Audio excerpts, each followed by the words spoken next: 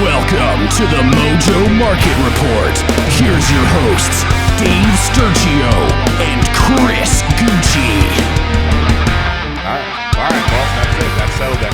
Welcome, everybody, to another episode of the Mojo Market Report here on a Feel-Good Football Friday. It is Dave Sturchio, Chris Gueci, A5 Anthony behind the glass. We hope everybody's doing well out there. Obviously, Thursday Night Football has come and gone, and obviously, the big story right now, everybody knows, there's no way to go around it. Tua Tagovailoa last night experienced a pretty nasty hit, pretty nasty scene on the field. In result of that, stretch it off. Obviously, the Bengals get the win. But the big story is Tua.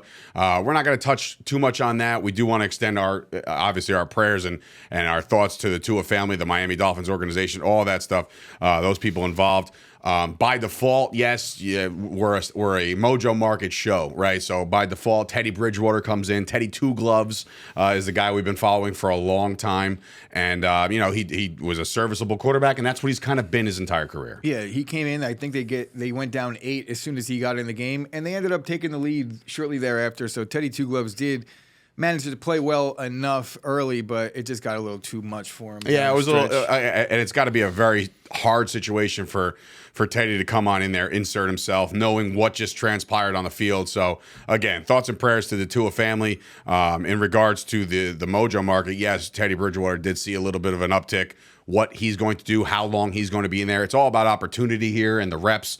So we'll see what happens about that. Tua did take the flight back with the Dolphins, I believe. So signs are pointing towards, I don't know when he's going to play again, but Tua's going to be all right. Yeah, so that's a good thing. It is a good thing. That's the news we get late last night that Tua will be flying back with the Dolphins today or last night, and that's all signs are good. So that's a good thing. But as far as last night's top movers are concerned, there was some, and obviously there was guys that, the obvious ones that are going to move throughout the course of this game because of the two teams that are playing. Joe Burrow, we all know about Joe Burrow, right? But it was more or less about his pass catchers. Now, yesterday, Chris, I'll give you your flowers. We did rank these guys, and T. Higgins seemed to have been the guy that you're kind of showering the praise most, and rightfully so. He goes last night. T. Higgins goes for 9 catches on 7 targets, 124 yards, and a tug. T. Higgins balled out. Yeah, I'm not saying that I believe that T. Higgins was going to be the guy that balled out per se yesterday. I just like T. Higgins in general going forward as a long-term play for me. T. Higgins is a young guy, and he's 6'5", and Jamar Chase took the world by storm last year and took a little bit of the shine off of T. Higgins. But T. Higgins is a true number 1 wide receiver. He is. If he ends up on another team somewhere, it's not going to matter. That guy's going to produce wherever he goes. That goes for all 4 of the receivers that were involved yesterday. All the receivers are in the top movers today, just so we could get that out of the way. Yeah. We're talking wideouts in the top movers, and who we got up there? It is Higgins. Higgins was first because he's obviously the top guy last time. Higgins was winning on almost every single one of his routes. I listened to the Joe Burrow press conference after the game yesterday, and he just said T. Higgins was the guy that he was even looking for on the Jamar Chase play down the stretch. So Burrow was definitely locked in on T. Higgins last night, and I don't know that that's going to matter going forward. I feel like there's so much talent in that receiver room that both those guys, they're going to continue to produce. We left Jamar Chase off the top movers because he didn't really do much yesterday's game, but obviously there's we select 3 over here after the game. He was a top mover because he did fall off a little bit, but again, there's no real reason why anybody's going to jump ship on a Jamar Chase because he had a rough game, and it wasn't even that bad. Yeah, I mean, he picked it up at the end of the game, but like when you look at a Jamar Chase, the problem with him is that according to last night's final stat sheet, Jamar Chase, where is he? He's not even on here. How about that? The fact that he's not even on this thing, that means he wasn't. I think he was targeted 3 times. He had a little more than 3 targets, but I know you're saying Joe Burrow. Joe Burrow, we all know about Joe Burrow. I'm curious, do we know about Joe Burrow? Are you're worried about Joe Burrow? I'm a little bit worried about Joe Burrow. I have to admit, I feel like he holds the ball a little bit too long. I think there's accuracy issues. That could be very detrimental. I think that he looks a little slower than he's looked in the past, and I'm not saying he's a young guy. I'm sure he's still got wheels a little bit, but I don't know. There's something about if you group all these young quarterbacks together, because Joe Burrow has that status already, I feel like that worries me a little bit. There's nothing is given in the NFL. He had a really good run down the stretch last year, but there's nothing guaranteed going forward just because he has talented receivers. That offensive line, it played better yesterday, but I'm still it's every drop back. You're kind of wondering, is he going to get the ball out or not? Joe Burrow, that last year, if you would have asked me this question, I would have been like, clearly Joe Burrow is the guy. I'm all in on Burrow, no doubt about it. Bye. I'm not so sure anymore. We'll move off to the next mover. All right, the next mover. The next top mover is from the Miami Dolphins last night, and regardless of who was under center, Tyreek Hill, man, this guy. First of all, it's for me when I look and do my portfolio and the guys I want to invest in. It's all about targets and opportunities and time on the field, like opportunities on the field to make plays. Tyreek Hill was targeted 14 times last night, which is typically high, I think. I mean, even when Teddy came in, he was like basically dropped back the pass. He's like, he's back there. He just like threw the ball as far as he could. He's like, Tyreek Hill, he's got to be down there somewhere. And he has 10 catches, 160 yards. He's averaging 16 yards a catch. Like the guy, every time the ball's in his hands, it's like, stop what you're doing and watch to see what this guy's about to do. Because Tyreek Hill is one of the most electrifying players that I've seen in my time of watching football. The guy is so fast. Yeah, I was completely sold in the early going on Tyreek's career that he was just a one-trick pony deep threat. That's clearly not the case. No. The guy could carve out a route. And look, it's about preference for me. If I'm going to take a pick on a Miami Dolphins pass catcher, you could change the next graphic. I'm going to go in on the next guy that Jalen Waddle? talk about. I know that he didn't play all that great yesterday. I might have put the wrong one up, but anyway, go ahead. Did you? No. Yeah, that's Tyreek Hill again. Is that top mover 3? There we go. I'm proud of you, buddy. We got it. But yeah, Jalen Waddle. He's a younger guy. Tyreek Hill, he banked a lot of the value that he's going to have in his career. I think he's got a lot of good years ahead of him, but not as many as this guy. Jalen Waddle, buy in now because he's a little bit down. You get to reap the reward of him not having the greatest game. But if you look at his stats for the season and you'd average it over 3 games, he had 3 solid games across the board if you look at it that way. Jalen Waddle, no reason. Same with Jamar Chase. There's no reason why you would abandon ship on these guys now. In fact, I would urge you to get in on a Waddle now while it's red and he's going down. I know the Tua situation maybe causes a little bit of apprehension, but I don't think so. I think Tua, even if he doesn't play a couple weeks, Teddy Bridgewater is a very capable backup with a week of prep.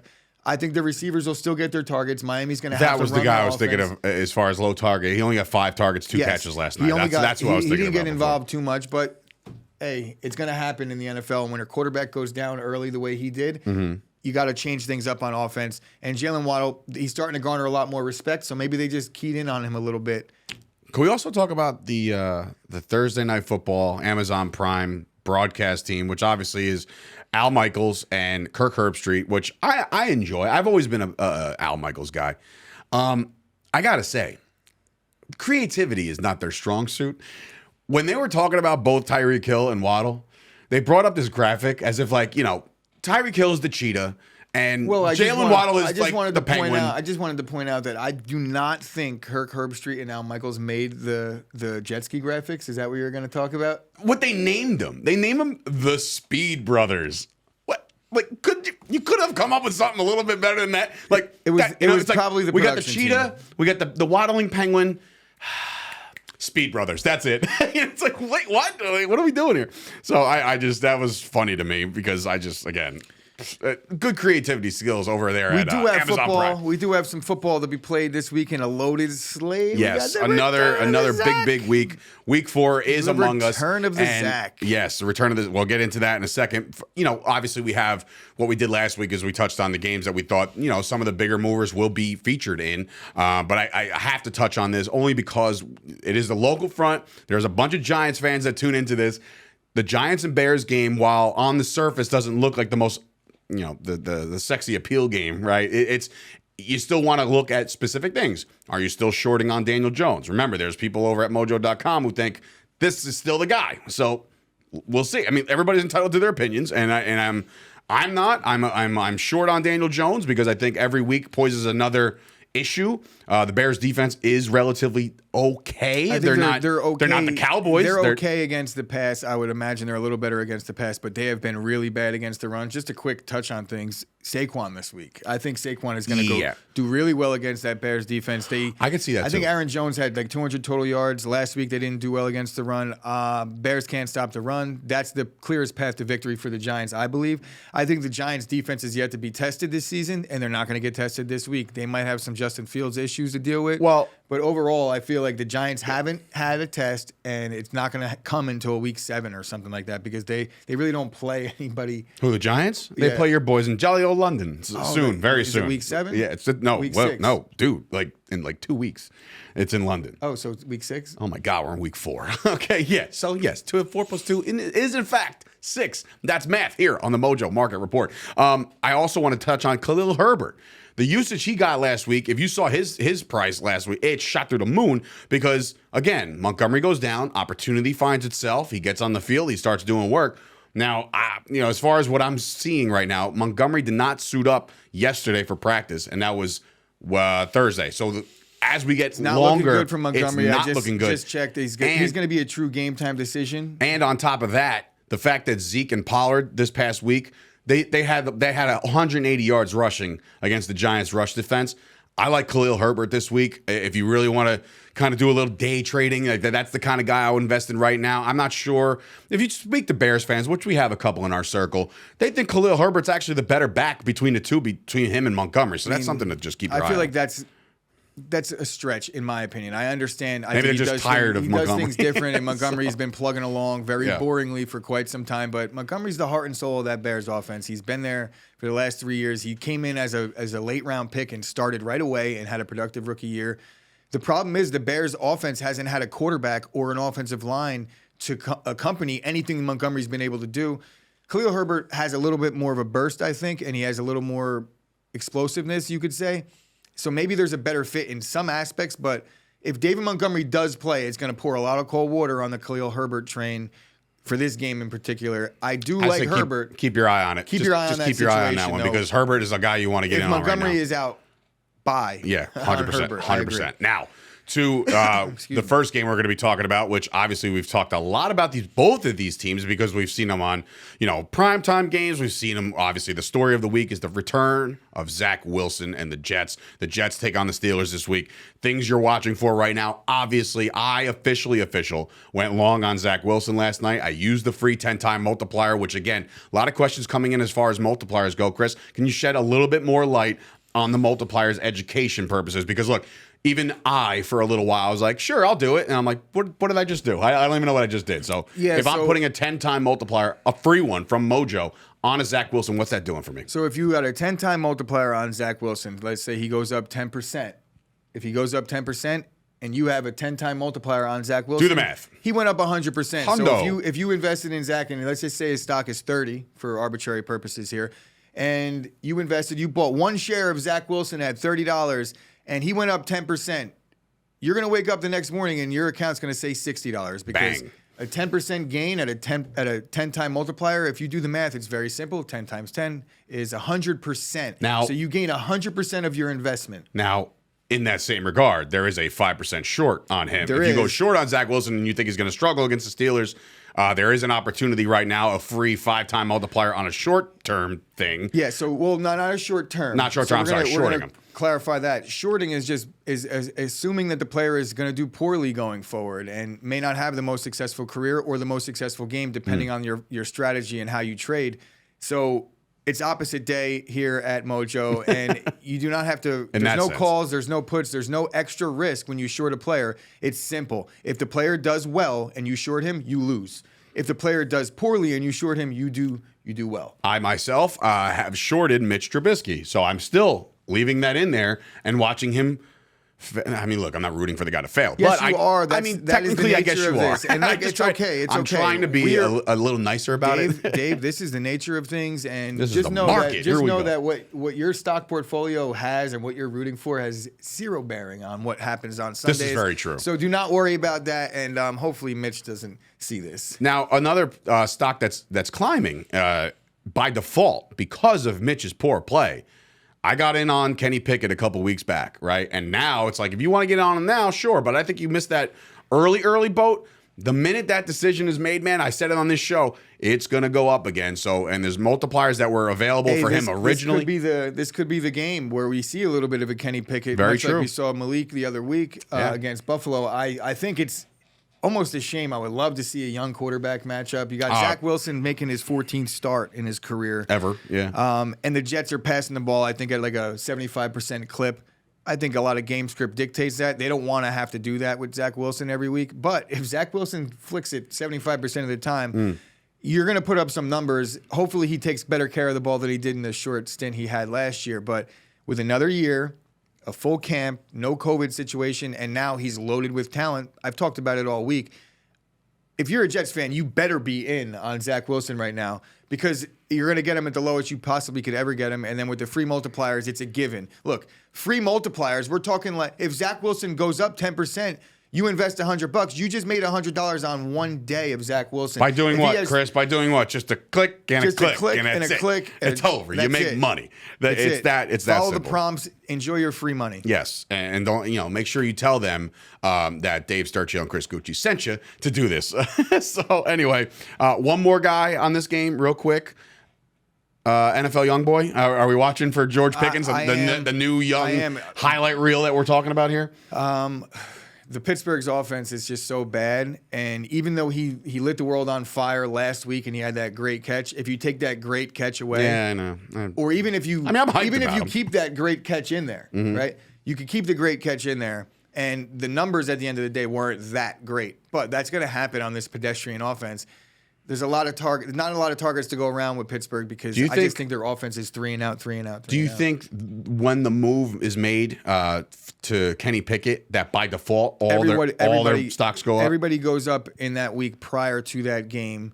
Much like the Jets. I think Kenny Pickett is a clearly better passer right now. It's just his understanding of the offense and the ability to adapt to the NFL speed is what we have to see. But as far as the anticipation goes, you could at least invest in Kenny Pickett now because the minute he does get the call, it's going to go up. Even if you want to get rid of it, then you could trade your stock at that point before he even makes a start. I wouldn't hold on to that bad boy. You could reap some of the benefits of just the news. All right, moving on. What do we got, Ant? Here we go. All right, so the Bills and the Ravens, a very, very exciting one because Lamar Jackson has been a human highlight reel already within the first 3 weeks. I do want to say Minka's dealing with a concussion, so Yes. that's another bonus for the Zach Wilson buyers. Yes, Minka may not play. But as far what I was saying, Lamar Jackson, that's all good. So you're looking at Lamar Jackson, a guy that's betting on himself. He's sitting there on his contract year. Everybody knows he wants guaranteed money. So continue to watch Lamar Jackson's stock as that continues to rise because if he cashes in, remember, Mojo, it takes into account, of course, performance, right? But those accolades, those big things that happen to a player will also show you that opportunity will be there for a long, long time. So keep your eye on Lamar Jackson, who's already 3 weeks in, an MVP looking guy. You know, there's a couple guys like that, like a Jalen Hurts. They're both in this game. It's these two and then Jalen Hurts. It's 1, 2, and 3. I was going to ask you, before I get to the Bills, there was also somebody that you invested in that you are very confident in every week, scores a touchdown in multiple different ways. What are we doing this week? We are diversify with Devin. Boom. I'm in on Duvernay for the long term. I made a small investment. I'm probably going to keep on re-upping a little bit. I almost want to see him have a bad game so I could right. Don't score this week, Devin. Just don't do it. All right, so we can. I can get him. I could buy low on Devin again, but I really do think that this guy just, as long as he's on the field, he's going to make plays. But this game, I think, is just going to be a sloppy one. This is going to be bad weather. I think that weather from the hurricane is making its way up north, and by Sunday, this is not going to be pretty. This is going to be a game where you're going to see a lot of quarterbacks. I wouldn't say quarterback keepers, but a lot of read options. I think you're going to see Lamar and Josh Allen get involved. I don't think I've heard the phrase game. Quarterback keeper in a long time. Quarterback keeper. It's like quarterback draw, quarterback option, but quarterback keeper is very old without telling me you're quarterback old. keeper is very old school, playing in the middle school like playground. Like, oh my God, quarterback keeper. Go after him. Guilty. That's funny. Josh Allen, though, keep your eye on Josh Allen. Everybody, look, if when you first get the Mojo app and you're giving all this free stock, right, and you're choosing on who to invest in first. Justin Herbert's one of the guys that jump out at you. Patrick Mahomes. Josh Allen is one of the guys that we have already talked about at length. This is a guy that's a long-term play, one of the best players in football right now. We understand he's going to have himself a decent day. With the weather, I guess maybe you can do like a short play, but I don't. For whatever reason, I don't ever see Josh Allen having one of those games where you're like, wow, who was that? You know what I'm saying? Like, he's a consistent quarterback. He's a safe play. He is, if Tom Brady's Amazon, like then Josh Allen is like, I don't know, the best chain restaurant in the world. In this game, the Ravens secondary is a complete mess. They're still dealing with injuries. I know a couple guys have been gotten back to practice and they've been in and out of the lineup, but they're just not themselves, and it's going to take a little bit. A scary situation having Josh Allen come to town, but the weather might pour a little cold water, hopefully. Literally, and some wind. I'm also on the flip side of it, the Ravens are dealing with real issues on the offensive line. Their starting left tackle is out. Their backup left tackle rolled his ankle, and now they're probably dealing with a 4th-round pick that's got to come in and make his first career start against the Bills front? Against Von Miller. That's not a good situation for the left tackle. So Lamar might be running for his life out there. Lamar, you got to hit the joystick a bunch of extra times this week, okay? Maybe hit that speed burst and get out of that pocket. All right. I was going to ask you about the Singletary usage. It's interesting. Keep your eye on that as well, because Moss, Singletary and might see a Cook, spike. Yeah, so keep your eye on the Bills' running game if, in fact, it's a bad weather game, because they'll keep that ball on the ground. Singletary is their clear-cut most trusted back in Buffalo. Yes, you watched throughout the year last year, towards the stretch, down the playoff run, he got involved a lot more. I think that a lot of more of the same will happen this year. We'll start to create a little separation between the rest of the running back room. Across the other side, J.K. Dobbins finally played his first game in like 6 years last week, but he wasn't himself. It's going to take a little bit to get back from injury. I think it's going to be tough sledding for the Ravens offense. The Bills get a cornerback. Bateman's been lighting it up. I think he averages like 30 yards of reception. When he gets the ball, yeah. But that pass rush is going to make things very difficult against the Bills, I think. All right. Von Miller's going to eat Moving on. Who we got next? The poster boy for Subway himself, Russell Wilson. Danger Russ is back. Look, there's a lot of people out on Russ already because of the fact that the first 3 weeks it's just looked porous. I personally, I don't know if this is the scene for him. I have more of a question about his pass catchers because obviously Russell Wilson is who he is. Again, suspect secondary in Las Vegas.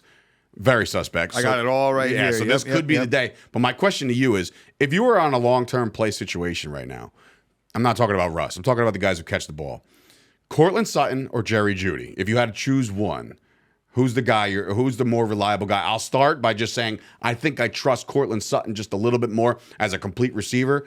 As the long-term play, Jerry Jeudy reminds me of a younger Tyreek Hill, like a one-trick kind of burst guy, which is great. Hasn't really shown me the ability to carve a route yet. I'm sure he can. I've seen it, but on a consistent basis.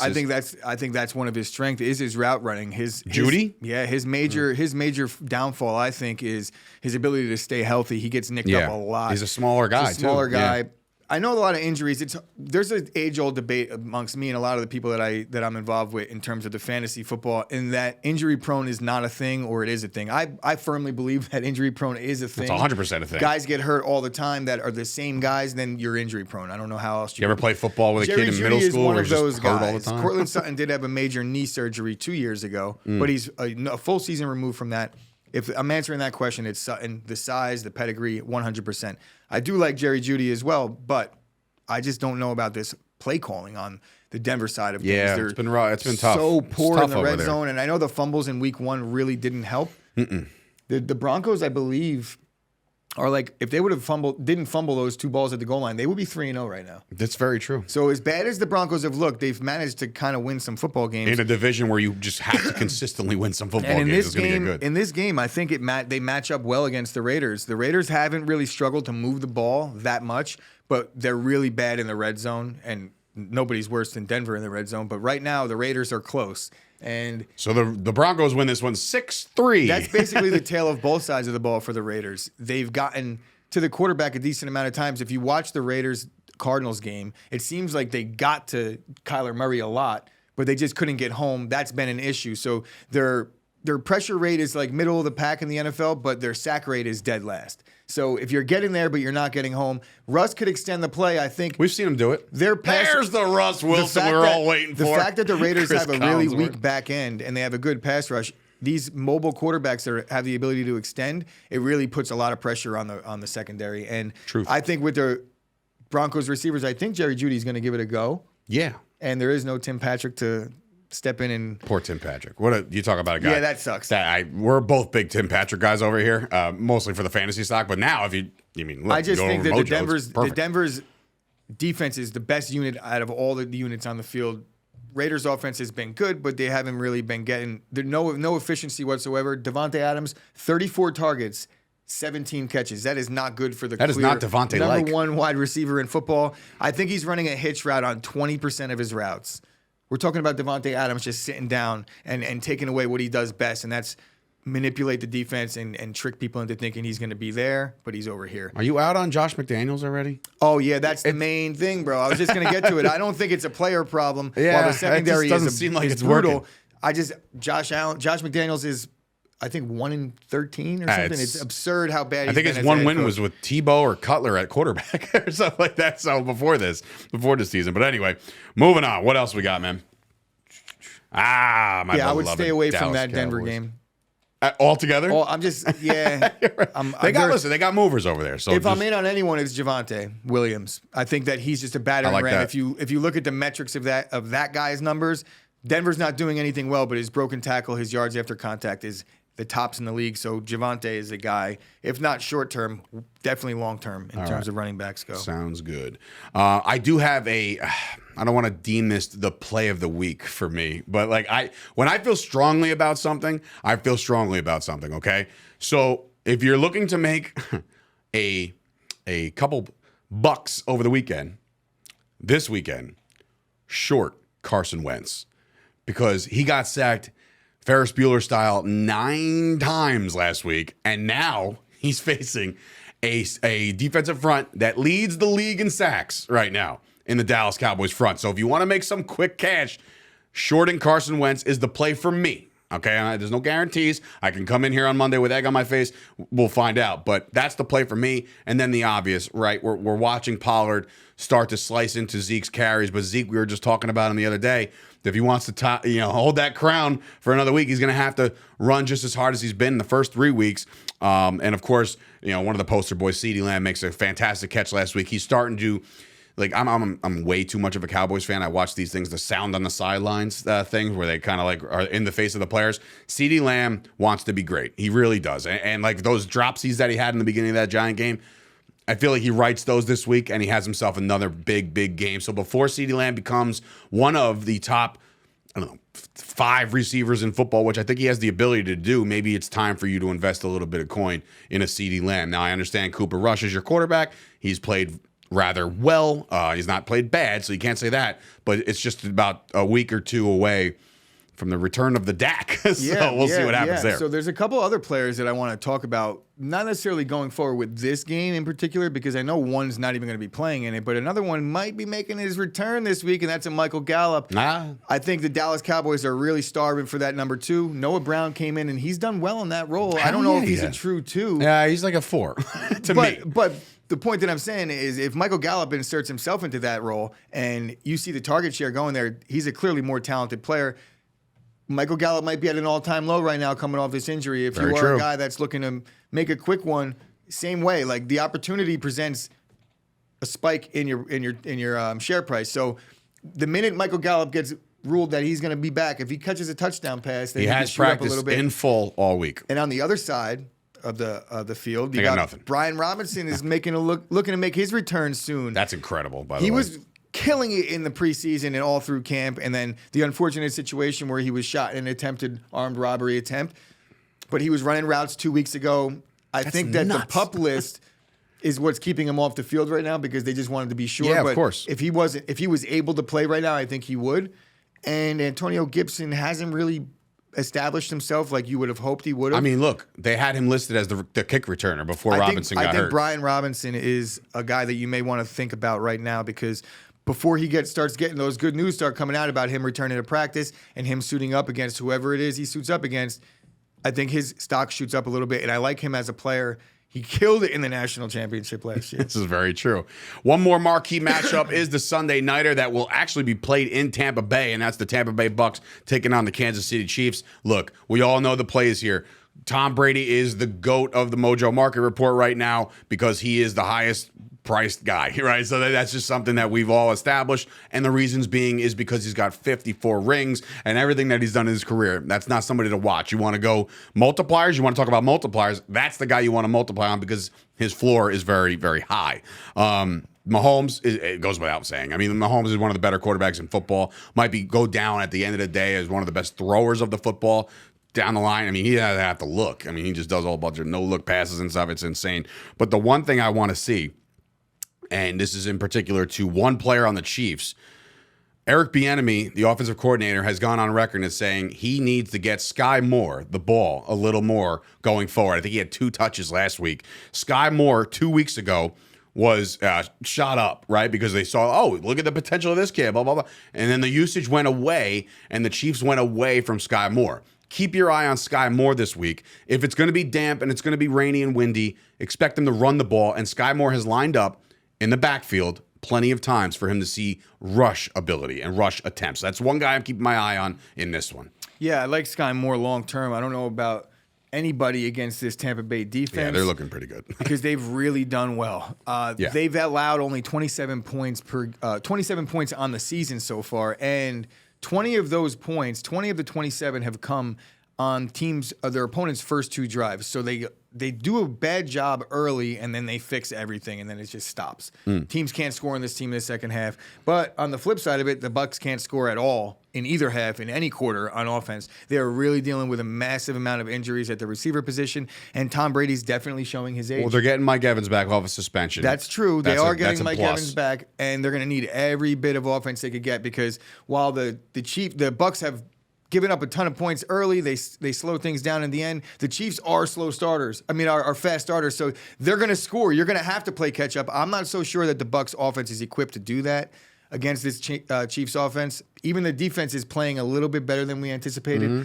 I just think it could get away from Tampa Bay, and I'm not sold on any of the Bucs offensive players besides Leonard Fournette. I think their clearest path would be to take the ball out of the Chiefs' hands and establish the run. But that offensive line is really struggling right now. They're banged up too. Well, look, that is a week 4, right? I can't believe it's week 4 already. But here we are. We already got one game in the books. The Bengals take out the Dolphins last night. They moved to 2-2. So all of a sudden, people are starting to talk about like, oh, maybe the Bengals are back. So we'll see as things move forward. Looks good. Yeah. Did you see Hubbard? That defensive end? Yeah. My God, a little beat just burrowing people over. No pun. But yeah, that'll be it. That'll do a show here on a Friday. Again, subscribe to the channel. Be sure to follow all of the social media that Mojo has put out there because, again, they're the tidbits, and especially Mojo.com. There is a market report on Mojo.com. Those guys do a phenomenal job with some in-depth analysis on each and every player, where you should go short, where you should go long, a couple just articles out the wazoo. Yeah, gaining an understanding of the multipliers and all the rules and the ins and outs and the nuances of this great product that we're talking about right here. So definitely check out the website. Check out all the blogs because when I first got involved, the blogs were my lifeblood. That's where I got all my info, and it turned me into an expert overnight. So these guys are really good at what they do. Go check out themojo.com and definitely go to the Apple Store and download the app, New Jersey residents, because you will not be disappointed. And again, be patient. Everybody else outside of New Jersey, it's coming. It's going to be here before you know it. So download the app. Get familiar with the app. Get your portfolio even ready in your mind. Who's the first guy you're going to get in on once you do and are able to trade? And that's going to come very soon. So for Dave Sturchio, Chris Gueci, this has been another episode of the Mojo Market Report. Enjoy week 4, ladies and gentlemen, and we'll see you guys back here on Monday morning.